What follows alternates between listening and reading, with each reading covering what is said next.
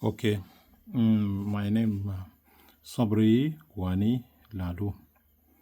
I graduated from University of Omdurman Islamic University in 1998, Faculty of Sharia and Law. In 1999, I passed the bar examination. I was appointed in the Ministry of Justice of Sudan 2001. I worked as a public prosecution attorney from 2001 to 2007 in Sinnar State and also in Juba, Central Equatoria State. I integrated into the Ministry of Justice of Sudan, South Sudan. In 2007, I was deployed to Northern Bahar Ghazal states as a senior public prosecution attorney and the deputy director of the state legal administration. In 2012, I was appointed as the deputy director of Directorate of Public Prosecution at the national level in Juba until 2020. 2020, I was appointed also as the head of legal administration and public prosecution attorney, Central Equatoria State, served for 4 years, and I was appointed also as the co-chair of National Task Force for Combating Trafficking in Person and Smuggling of Migrants up to date, at the same time as the legal advisor of Financial Intelligence Unit of South Sudan. I deployed to work as a legal advisor of the Ministry of Public Service, Human Resource Development currently. As regard to the thesis, I can say that number one, this thesis examine South Sudan anti-money laundering and counter-financing terrorist laws, focusing on the 2012 Act and its 2024 amendment and their alignment with the FATF standards, Financial Action Task Force standard. Number two, the research aimed to harmonize South Sudan anti-money laundering regime with the global standard despite the institutional, legal, and technological obstacles. And the key finding show that while the laws aim to follow Financial Action Task Force 40 recommendation, there are still problems in putting them into practice, such as a weak financial intelligence unit and poor oversight of a certain businesses, issues in real estate, and a lack of information on who really owns asset.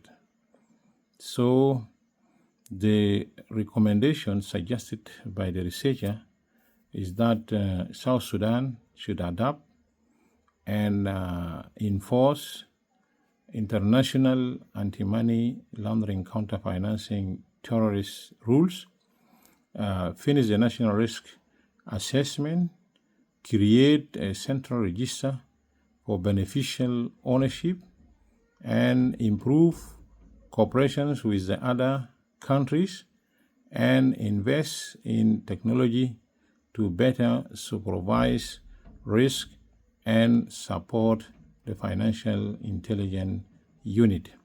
So the study looks at the South Sudan anti-money laundering and counter-financing terrorist system according to the Financial Action Task Force recommendation, paying special attention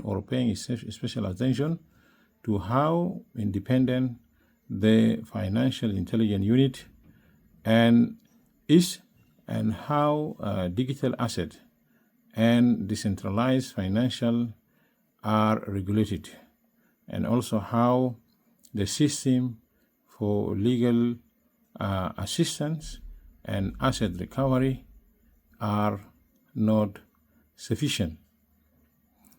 So the key research questions include assessing the extent to which South Sudan anti-money laundering and counter-financing terrorist legal framework enable financial institutions to combat money laundering and also terrorist financing, ensuring compliance with the FATF recommendation, and addressing key legal, institutional, and technological gaps. For the significance of the study, this study examined South Sudan vulnerability to money laundering and terrorist financing, affecting state authority and financial integrity and the national security. So what the thesis identifies institutional vulnerabilities that comprise of anti-money laundering and counter-terrorist financing enforcement, and propose a tech-based innovation in order to enhance monitoring, compliance, and enforcement.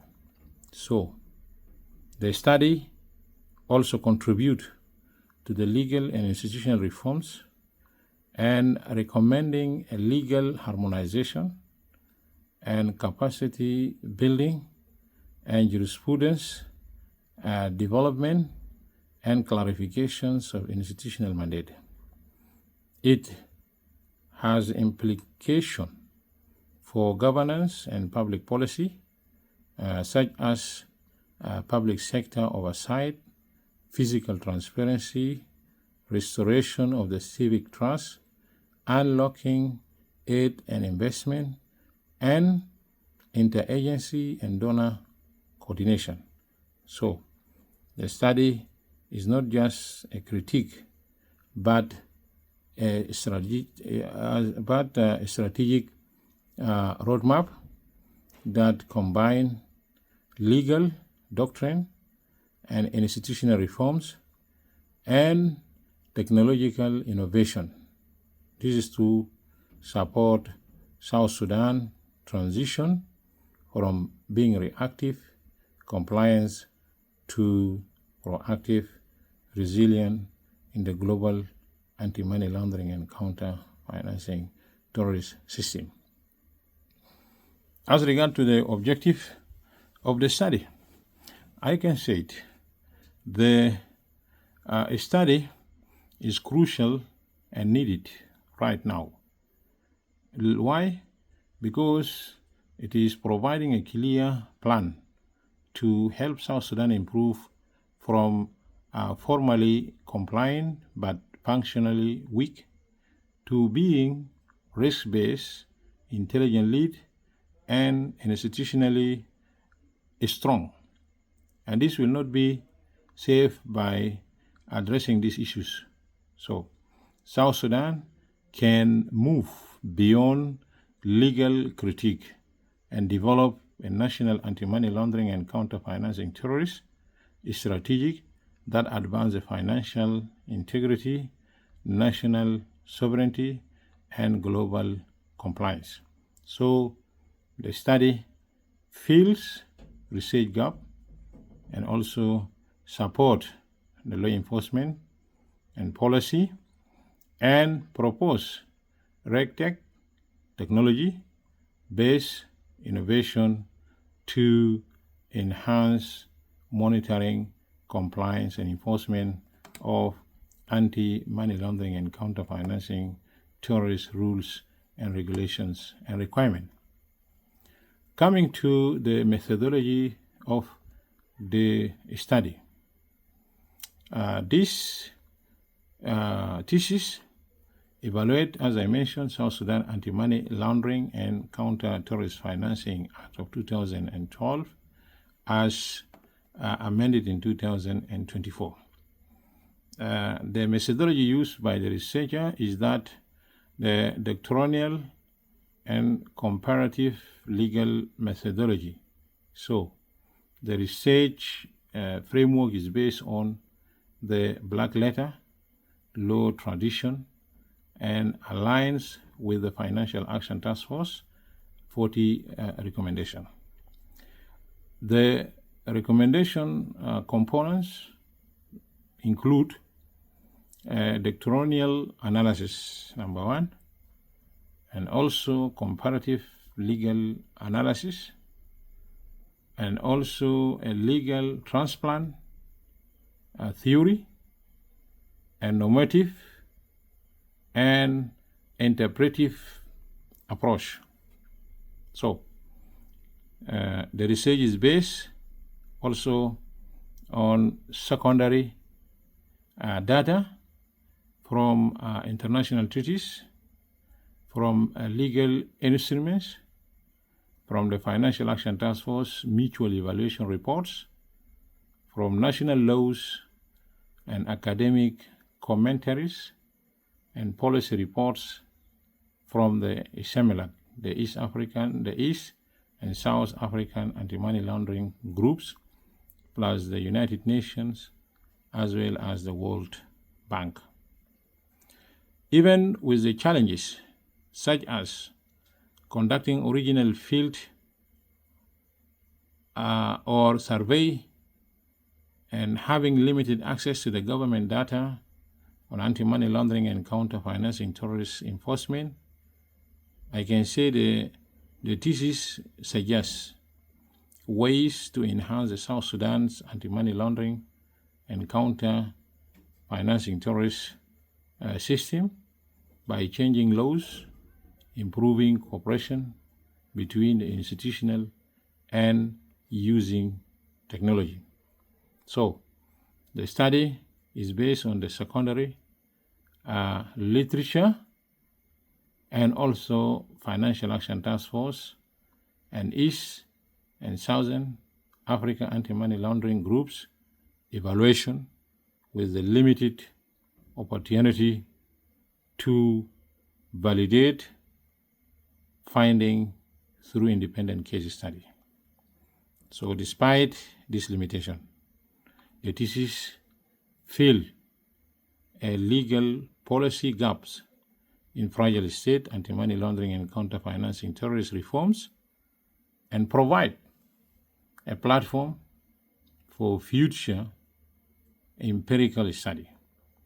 So it offers a practical recommendation to legislature and regulators, and at the same time international partners, as well as support academic discourse and policy development in post-conflict financial government. So the summary of the key finding, I can summarize as follows. This research evaluate South Sudan anti-money laundering and counter-financing terrorist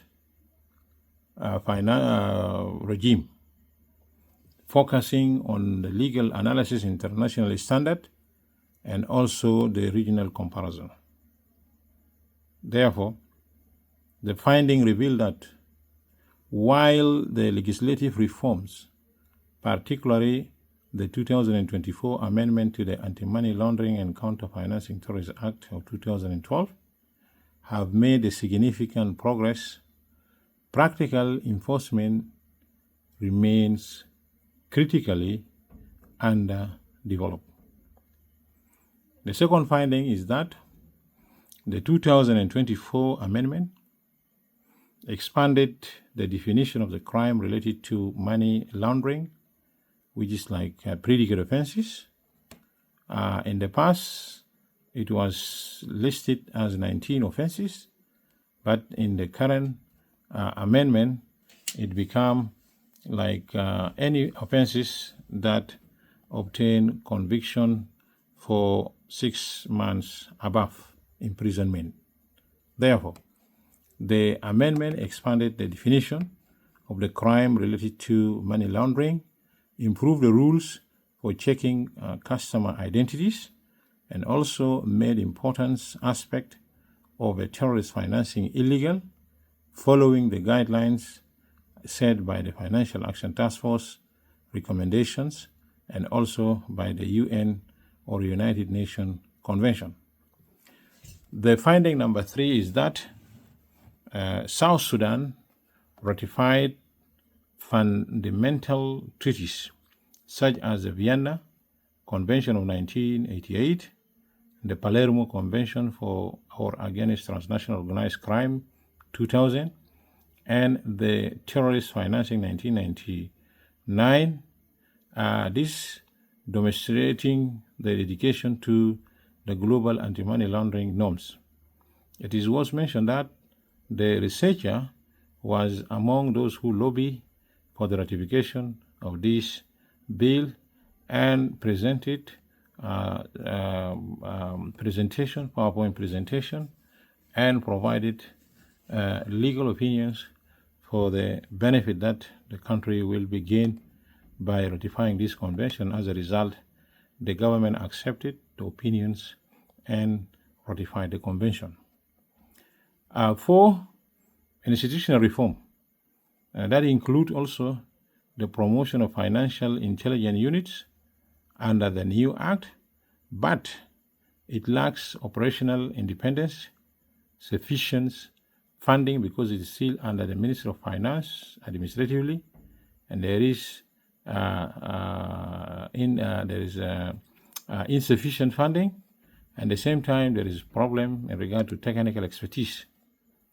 Further, the supervisory agencies still also encounter restricted coordinations and inadequate oversight capacity and inconsistent enforcement of the suspicious transaction report, asset recovery, and the risk-based compliance measures. 5. The absence of the centralized anti-money laundering and counter-financing terrorist database in the country resulted in the fragmental and unreliable suspicious transaction report and the asset recovery statistic. And the regional and international comparisons carried out by the researcher show successful use of the AI software or web-based compliance tools, and at the same time also the interagency coordinations successful, and the Egmont group and cooperation. International judicial precedents emphasize the value of the prosecutorial autonomy and judicial oversight, both currently lacking in South Sudan. In addition, thematic and policy insight indicate that there must be shift from reactive legal stand to proactive intelligence-driven enforcement model. So the researcher provide a key recommendation that include institutional coordination, technology integration, legal refinement, capacity building, and international cooperation. Additionally, the 2024 amendment provide also the legal authority for both conviction-based and non-conviction-based confiscation of the asset in alignment with the Palermo Convention. But we can say it, however, these powers remain underutilized due to institutional fragmentation and also lack of the trained personnel. So it is the opinion of the researcher that South Sudan lack dedicated asset recovery agency because it's not yet established, but it provided under the new amendment. So it does not have a centralized database on the asset seizure or forfeiture cases because there is no relevant agencies mandated by the law before the amendment. 9. Supervisory and oversight system are inadequate, as South Sudan does not have a central supervisory coordination mechanism, and many regulators rely on the manual, fragmented oversight tools. Also, there is issue in regard to the third-party CDD or customer due diligence practice. So it is still remain unregulated, posing risk in the sectors such as the real estate and the currency exchange, whereby there is no reporting about what is going there in regard to suspicious activities or suspicious financial transaction because rules are not yet provided. National risk assessment and implementation of immediate outcome identified significant internal threat, but did not offer a thorough analysis of the high-risk sectors. So immediate outcome benchmark, particularly immediate outcome 6, that talk about the effectiveness of the financial intelligence unit, and the immediate outcome 8, that talk about the asset recovery, and the immediate outcome 10 of the Financial Action Task Force methodologies that talk about enforcement of the laws against terrorist financing have not been fully achieved by the Republic of South Sudan or are only partially accomplished.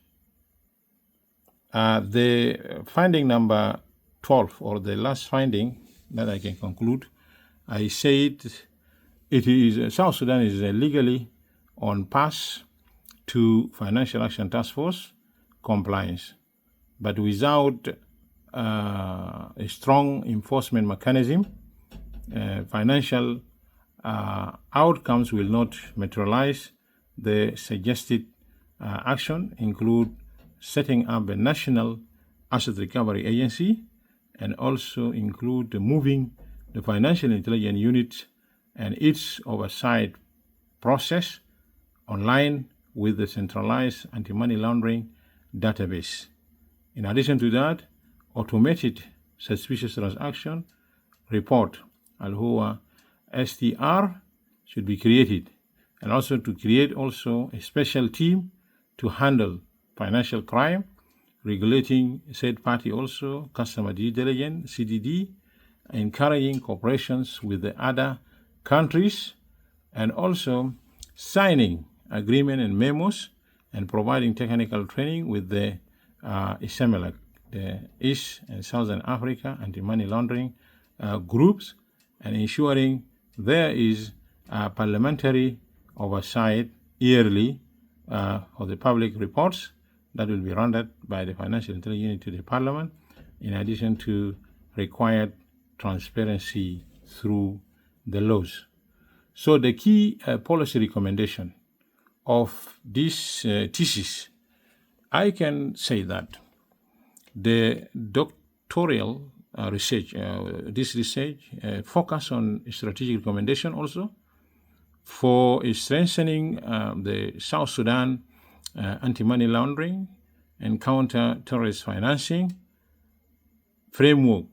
And the key recommendation include number 1, establishing an independent financial intelligence unit, revising all laws pertaining to anti-money laundering and counter-financing terrorists, developing a national strategy for the financial sanction and also weapon financing, enhancing collaboration between the financial intelligence and law enforcement, setting up a national asset recovery agency, adopting a risk-based strategy for high-risk sectors, and enhancing international cooperations and treaties, obligations, and integrating technology into the anti-money laundering and counter-financing terrorist framework is very important to establish the anti-money laundering plan that robust to combat money laundering and terrorist financing. Recommendation number 2. In the recommendation number 2, I can say that the research highlight the importance of updating institutions and incorporating new technology in the laws is a crucial. Why? Because South Sudan changed to its anti-money laundering and counter-financing terrorist system. And this rely on creating a strong and creating a strong institution, encouraging teamwork across the different sectors, and applying international best practice in its special situations after conflict. So the research conclude that South Sudan 2024 legislative reforms align significantly with the Financial Action Task Force standard, but implementation remains weak and fragmented. On the operational efficiency, rather than mere formal compliance, save the yardstick for the anti-money laundering and counter-financing terrorist success. So, in order to shift South Sudan from fragility to financial integrity and international credibility, the researcher suggesting that South Sudan should adopt a risk-based and data-driven and institutionally grounded approach. Additionally, the researcher also proposed establishing a training center for anti-money laundering and counter-financing terrorists, connecting the national risk assessment to tangible policy adjustment, industry regulations, and budgetary consideration regarding enforcements and international collaboration. So the recommendation encompasses administrative sanction, frameworks for whistleblower protection, and also mutual legal assistance, and the asset recovery legislation, and also the regional cooperation and adherence to the Financial Action Task Force and ICRG recommendation. Further, also training and capacity building are also crucial, as well as involving collaboration with the Ministry of Justice and the international organization.